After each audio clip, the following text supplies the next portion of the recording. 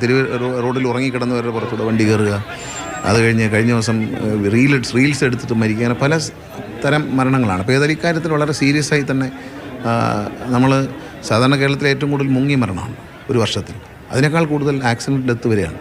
പക്ഷേ പല സ്ഥലത്തും ആക്സിഡൻറ്റ് കുറഞ്ഞെങ്കിലും നമ്മൾ വളരെ ശ്രദ്ധയിൽപ്പെടുന്ന ഒരുപാട് ആക്സിഡൻറ്റും ഡെത്തും നമ്മൾ ഇവിടെ ഉണ്ടായ ആലപ്പുഴയിലുണ്ടായ അപകടം, അതൊക്കെ വണ്ടി ഓടിക്കുന്നവർ ഡിമ്മടിക്കാത്തതുകൊണ്ടാണെന്നാണ് പറയുന്നത്. ഞങ്ങൾ നടത്തിയൊരു പരിശോധനയിലും പഠനത്തിലും മനസ്സിലായത് ആ വണ്ടിയുടെ മുന്നിൽ വന്ന ഡ്രൈവർ ആ വെള്ള കാറിങ്ങനെ പാസ് ചെയ്യുന്നുണ്ട്, ആ കാറുകാരൻ ഡിമ്മടിച്ചു കൊടുക്കാത്തതുകൊണ്ട് കുട്ടികളുടെ കണ്ണിലേക്ക് ലൈറ്റ് ഫ്ലാഷ് ചെയ്ത് അടിച്ചിട്ട് അവർക്ക് കൺട്രോൾ പോയി. എന്താണെന്ന് മനസ്സിലാവാതെ വന്നപ്പോൾ അവർ ഒരു ബ്ലൈൻഡ് സിറ്റുവേഷനിൽ ബ്രേക്ക് ചെയ്തതാണ്.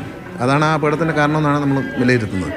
ഇങ്ങനെയുള്ള ഒരുപാട് അപകടങ്ങൾ സംഭവിക്കുന്നത് പ്രമാണിച്ച് പോലീസ് വകുപ്പുമായും കൂടി സഹകരിപ്പിച്ചുകൊണ്ട് ഉടൻ ഒരു ശക്തമായ ഒരു ഡ്രൈവ്, മാധ്യമങ്ങളുടെ സഹകരണവും ഞാൻ തേടുകയാണ്. എല്ലാ സാമൂഹ്യ മാധ്യമങ്ങളും വിഷ്വൽ മീഡിയയും പത്രങ്ങളും എല്ലാവരും സഹകരിക്കണം. നമ്മൾ അടിയന്തരമായി ഇതിനെതിരെ ഒരു ഡ്രൈവ്, ഒരു ബോധവൽക്കരണവും ഒരു ഡ്രൈവ് ആരംഭിക്കേണ്ടതുണ്ട്. അല്ല മിനിസ്റ്ററെ, ഈ കണ്ടെയ്നർ ലോറി പോലത്തെ ലോറികൾ അമിത വേഗത, അപ്പോൾ സ്വാഭാവികമായിട്ട് ഇതിപ്പോൾ അറിഞ്ഞത് വലിയ ട്രെയിലർ പോലുള്ള സിമെൻറ്റ് കയറ്റി വരുന്ന ലോറി എന്നാണ്. അപ്പോൾ സ്വാഭാവികമായിട്ട് ഇത്തരം ലോറികളുടെ വേഗത നിയന്ത്രിക്കാനും കാര്യങ്ങളിൽ അതിൻ്റെ യന്ത്രഭാഗങ്ങളെ സുരക്ഷിതത്വം നോക്കാനുള്ള എന്തെങ്കിലും മാനദണ്ഡങ്ങളോ അല്ലെങ്കിൽ എന്തെങ്കിലും ഒരു മെക്കാനിസം ഉണ്ടോ? ടിപ്പർ ലോറികൾ സ്കൂൾ സമയം, വരണ സമയം അല്ലെങ്കിൽ പിള്ളേർ പോകുന്ന സമയത്ത് നിരോധനം എപ്പോഴും ഉണ്ട്. ടിപ്പർ ലോറിയുടെ നിരോധനം എപ്പോഴും ഉണ്ട്. പക്ഷേ ഇതിൻ്റെ സ്പീഡ് ഗവർണർ അഡ്ജസ്റ്റ് ചെയ്ത് വയ്ക്കുന്ന ഒരു വളരെ മോശമായൊരു പ്രവണതയുണ്ട്. ഈ അടുത്ത കാലത്ത് ടിപ്പർ ലോറികൾ മുഴുവൻ നമ്മൾ ഒരു റൗണ്ട് കേരളത്തിൽ പരിശോധിച്ചു. അതിൽ നല്ലൊരു ശതമാനം, ഒരു 40-45% വണ്ടികളിലും ഈ സ്പീഡ് ഗവർണർ ഊരിയിട്ടിരിക്കുകയാണ്. ഒന്നിൽ ഊരിയിടും അല്ലെങ്കിൽ ടാമ്പർ ചെയ്യും. അപ്പോൾ അത് കർശനമായി പിടിക്കുകയും അതിനകത്ത് വലിയ ഒരു ഫൈൻ വരികയും, വണ്ടി പിടിച്ചു കഴിഞ്ഞാൽ ഇത് തിരിച്ച് കണക്ട് ചെയ്യാതെ ഈ സ്പീഡ് അഡ്ജസ്റ്റ് ചെയ്യാതെ വിടില്ല വണ്ടി. അങ്ങനെ ഒരു സിസ്റ്റമാണ് വന്നിരിക്കുന്നത്. ഈ തൃശ്ശൂർ പാലക്കാട് എറണാകുളം റൂട്ടിൽ വളരെ നല്ല റോഡാണ്. അപ്പോൾ ആ റോഡിൽ അപകടങ്ങൾ ഉണ്ടാകുന്ന പ്രമാണിച്ച് ഇപ്പോൾ കഴിഞ്ഞ 2-3 ആഴ്ചയായിട്ട് ട്രാൻസ്പോർട്ട് കമ്മീഷണർ നേതൃത്വത്തിൽ നൈറ്റിലും ഒരു പരിശോധന നടത്തുകയാണ്. രാത്രി ട്രാൻസ്പോർട്ട് കമ്മീഷണർ അയക്കുമോ? അല്ല, തീർച്ചയായിട്ടും അവിടെ ചെന്ന് എന്താണ് അതിൻ്റെ ഇപ്പം തന്നെ ഇപ്പോൾ ആളെ പോകും. ഇപ്പോൾ ട്രാൻസ്പോർട്ട് കമ്മീഷൻ ഡൽഹിയിലാണുള്ളത്. അപ്പോൾ ഏതായാലും തിരിച്ച് നാളെ അദ്ദേഹം ട്രിവാൻഡ്രത്തേക്ക് എത്തും. അതിനു മുമ്പ് തന്നെ സീനിയർ ഓഫീസർമാരെ ഇന്ന് തന്നെ അങ്ങോട്ട് പോകാനുള്ള ഏർപ്പാട്. എന്താണ് സംഭവിച്ചതെന്ന് നോക്കണം. ഈ പറഞ്ഞതുപോലെ സ്പീഡ് ഗവർണർ ഊരിയിട്ടിട്ടുണ്ടോ?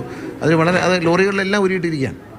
അപ്പോൾ പക്ഷേ നമ്മൾ ഇത്രയും നല്ല റോഡ് വരുമ്പോൾ റോഡിന് അനുസരിച്ചുള്ള സ്പീഡ് കൊടുത്തേ പറ്റൂ. പക്ഷേ അത് സ്പീഡ് ഗവർണർ ഊരിയിട്ടുകൊണ്ട് ഉള്ള ഓടിപ്പാണ്. പല ഡ്രൈവിങ്ങും മദ്യപിച്ചുകൊണ്ടാണ്.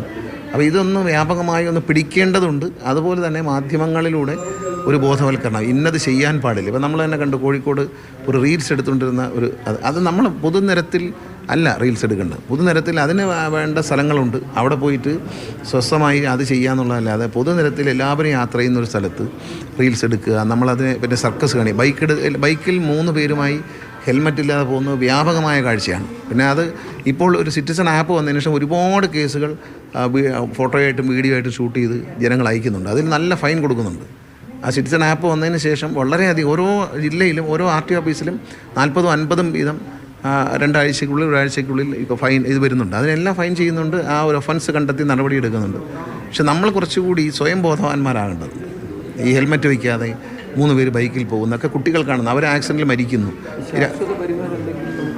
നമ്മളൊരു ഡ്രൈവിംഗ് ഡിസിപ്ലിൻ എന്നൊരു ആശയം സ്വയം നടപ്പിലാക്കുകയല്ലാതെ ഇതിന് ശാശ്വതമായ പരിഹാരമല്ല. നമ്മൾ എൻഫോഴ്സ് ചെയ്യുന്നൊരു മര്യാദയൊക്കെ ഉണ്ട്. നമ്മൾ പറയുന്നത് ഇപ്പോൾ എല്ലായിടത്തും നമുക്ക് ക്യാമറ വയ്ക്കാനും എല്ലായിടത്തും പോയി. അപ്പോൾ സിറ്റിസൺ ആപ്പ് വന്നപ്പോൾ കുറേ സ്ഥലങ്ങളിൽ ക്യാമറ വെച്ചതുപോലെയാണ്. കാരണം പബ്ലിക് അത് കാണുകയും അവരത് ഷൂട്ട് ചെയ്തിട്ട് അയച്ചുതരികയൊക്കെ ചെയ്യുന്നതുകൊണ്ട് അതൊരു ഗുണമുണ്ട്. പക്ഷേ അതുകൊണ്ടായില്ല. നമ്മൾ പൊതുവിൽ ഒന്ന് ബോധവാന്മാരാണ്. എന്ത് ചെയ്യാൻ പാടില്ല, എന്ത് ചെയ്യാൻ പാടുണ്ട്. ഇപ്പോൾ വീട്ടിലേക്ക് എത്തേണ്ട 4 പെൺകുട്ടികൾ വഴിയിൽ വെച്ച് മരണപ്പെട്ടിരിക്കുന്നു. ഇതിലിപ്പോൾ എടുത്തു പറയേണ്ടത് അവിടെയുള്ള നാട്ടുകാർ പറയുന്നത് ഒരു സ്ഥിരം അപകട മേഖലയാണ്, വലിയ നടപടികളില്ല എന്ന് പറഞ്ഞ് അവിടെ നാട്ടുകാർ റോഡ് വിരോധം വലിയ അല്ല, അത്തരത്തിലൊരു പരാതി നാട്ടുകാരുടെ ഭാഗത്തുനിന്നും മോട്ടോർ വെഹിക്കിൾ ഡിപ്പാർട്ട്മെൻറ്റിന് കിട്ടിയിട്ടില്ല. കിട്ടിയിട്ടുണ്ടെങ്കിൽ നമ്മൾ അവിടെ ഇടപെടുകയും റോഡ് സേഫ്റ്റി അതോറിറ്റി ഫണ്ട് ഉപയോഗിച്ച് അതിൻ്റെ ബ്ലാക്ക് സ്പോട്ട് ഉണ്ടെങ്കിൽ അത് പരിഹരിക്കാനുള്ള നടപടിയുണ്ട്. ധാരാളം റോഡുകളിൽ റോഡ് സേഫ്റ്റി അതോറിറ്റി ഫണ്ട് ഉപയോഗിച്ച് നമ്മൾ ഈ ബ്ലാക്ക് സ്പോട്ടുകൾ പരിഹരിക്കുന്നുണ്ട്. ഇത്തരത്തിലൊരു അപകടകരമായ സ്ഥലങ്ങൾ ചൂണ്ടിക്കാണിച്ചാൽ തീർച്ചയായിട്ടും നമുക്ക് ഇന്നത്തെ അപകടവുമായി ബന്ധപ്പെട്ട് റിപ്പോർട്ട് തേടുക അങ്ങനെ തീർച്ചയായിട്ടും ചെയ്യും. ഇപ്പം തന്നെ ട്രാൻസ്പോർട്ട് കമ്മീഷണർ ഫോൺ വിളി, അദ്ദേഹം എൻ്റെ കൂടെ വന്നാണ്, പുറത്ത് വേറൊരു ഓഫീസറെ കാണാൻ പോയിരിക്കണം. വന്ന ഉടനെ തന്നെ നമ്മൾ അന്വേഷിച്ചിട്ട് അതിൻ്റെ ബന്ധപ്പെട്ട ഉദ്യോഗസ്ഥന്മാർ ഇപ്പം തന്നെ RTO എല്ലാം അവിടെ പോയി കാണും. Palakkad RTO, Mannarkkad joint RTO എല്ലാവരും പോകും. അത് അവർ ഉത്തരവാദിത്തമായിട്ട് ജോലി ചെയ്യുന്നുണ്ട്. പക്ഷെ നമ്മളൊരു നടന്നുപോയൊരു കാര്യത്തെക്കുറിച്ച് ഒന്നും ദൗർഭാഗ്യകരമെന്നല്ല ഒന്നും പറയാനില്ല.